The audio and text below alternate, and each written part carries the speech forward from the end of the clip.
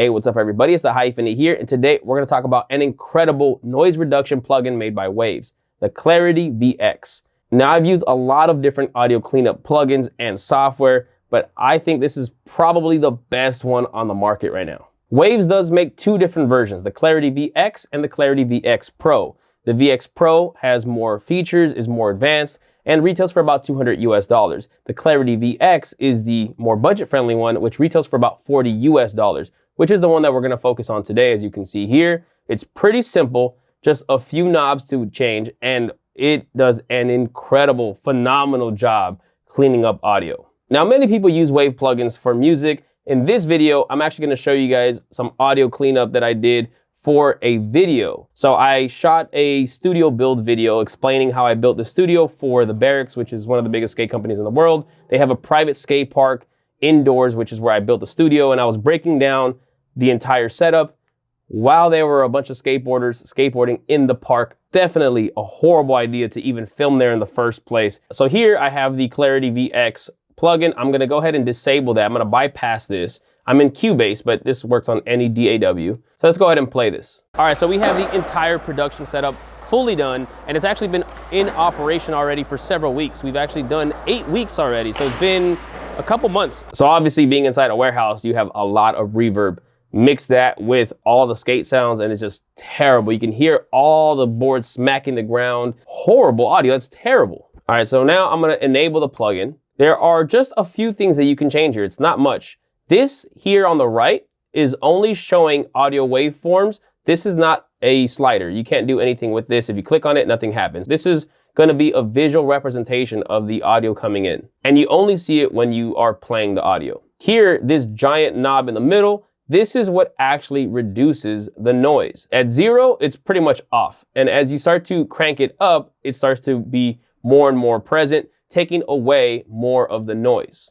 Now, with any audio restoration, cleanup, or noise reduction plugin, the more you crank it up, the more it's going to take away certain parts of the audio, which can compromise the sound. You're gonna start to lose some of the fullness. It might add a little bit more sibilance. No plugin is perfect in maintaining the entire original audio of the person speaking and getting rid of the other noise. So just be cognizant of that. But we're about to start using this while it's playing, and you're gonna see how incredible this works. All right, before we start cranking that up, let's go over the other things that you can change. Here you have the neural network. This gives you two different options. You have Broad 1, which says here, it's better for keeping voice detail and secondary speech. Click that once, and then you'll see Broad 2, the other option, better for severe ambience, keeps mostly main voices, the close mic. So Broad 1 is for multiple people speaking, even if another speaker is a little further away. Broad 2 is if you're trying to get rid of more of the noise that's not the main loud mic.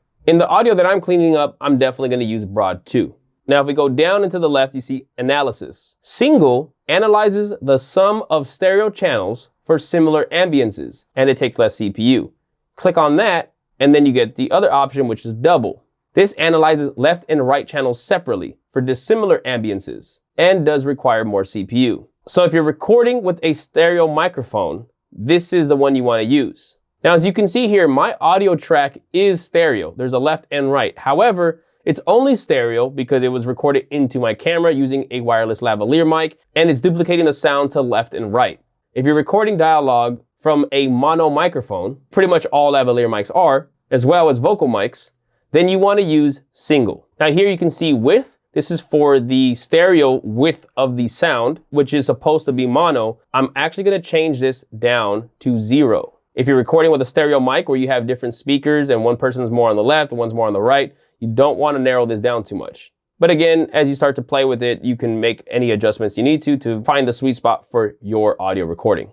But my recommendations, if you're cleaning up audio for a single person, you want to go to Broad 2, Single, and the width down to 0. We can start cranking this up as it plays, and you'll start to hear the difference. So I'm gonna go to the beginning, press play, and then start to move this up little by little till we find a sweet spot. All right, so we have the entire production setup fully done, and it's actually been in operation already for several weeks. We've actually done 8 weeks already, so it's been a couple months since we actually started building the setup. Let me show you the setup now. I'm gonna break it down exactly what we have and kind of how we're using it. So I'm not gonna go over all the technical specs. I'm not gonna go through all the OBS settings, but I will show you pretty much everything that we have here. All right, so before we go any further, I want to show you the difference between this pretty severe setting, which is 61.5 out of 100. Now this is pretty high, but because my recording was so extreme with background noises, I had to go pretty high. Right now, the effect is bypassed. I'm gonna go ahead and turn it on and off as we hear about 10-15 seconds. So you'll hear a noticeable difference. Starting off with bypassed. All right, so we have the entire production setup fully done, and it's actually been in operation already for several weeks. We've actually done 8 weeks already, so it's been a couple months since we actually started building the setup. Let me show you the setup now. I'm gonna break it down exactly what we have and kind of how we're using it. So I'm not gonna go over all the technical specs. I'm not gonna go through all the OBS settings. That sounds so much better. Now, because this is a video and you can actually see the skaters in the background, it's not too big of a deal to have some of the sound in the background. But if I was doing some type of voiceover work and you didn't know that I was in a skate park, that still would not be usable. So let's go ahead and crank this up even more and see if we can get rid of the skateboard sounds completely. All right, so we have the entire production setup fully done, and it's actually been in operation already for several weeks. We've actually done 8 weeks already. So it's been a couple months since we actually started building the setup. Let me show you the setup now. I'm gonna break it down exactly what we have and kind of how we're using it. This honestly blows my mind on how much that reduced the noise. It's pretty much gone. Now, if you're listening with quality headphones or some pretty good audio monitors, you can hear that some of the audio of my dialogue has been compromised, but not by much. It's not too bad. All right, let's listen to the first 5 seconds with and without this on at 100%. All right, so we have the entire production setup fully done, and it's actually been in operation already for several weeks. All right, so we have the entire production setup fully done, and it's actually been in operation already for several weeks. All right, so we have the entire production setup fully done, and it's actually been in operation already for several weeks. The rumble is gone. The skateboard sounds are pretty much wiped out. Though on occasion you can hear some clicks come in and out, that's really just the loud sound of the skateboard still kind of peeking through, just a small amount, but it's so subtle now.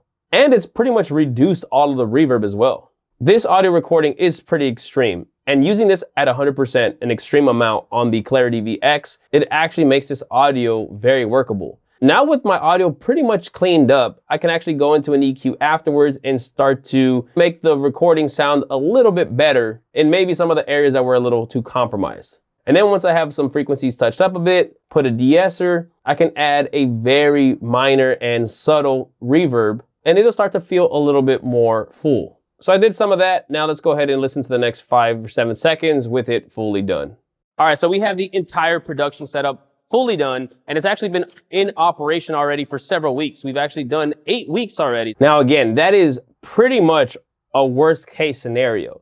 You would never really want to record professional audio in a setting like that. The barracks is always so busy. I almost never have a good time to be able to film audio without any noise. So that day we were already there and we decided, you know what, let's just film it. We have other stuff we got to film that day, and let's just knock it out because that video I've been wanting to knock out for a while. So we just did it. I didn't think it was going to sound that bad. It did, but luckily Waves Clarity VX came to save the day. Now, another way I was able to mask to make the sound even less noticeable that there's been a lot of processing was in the final video, I have music playing underneath at a very low volume. So it kind of hides some of those little click sounds that you kind of hear from the skateboard kind of peeking through a little. So it's pretty much not noticeable in the final video. Now, in a real world setting where you are recording audio for a song, you're recording in a room that has maybe some AC noise or a car passing by, probably running that to like 20% will still be more than enough to clean up what you need. But worst case scenario, you can see, you can crank it up at a very high amount and it'll do an incredible job. So there you guys have it. That's the Waves Clarity VX plugin. I highly recommend it for music, for film, pretty much anything where you need to clean up some audio. Please drop a like on this video, drop a comment below if you have any questions, and please make sure to subscribe. I have a lot more videos coming soon. I'll catch you guys on the next one. Peace.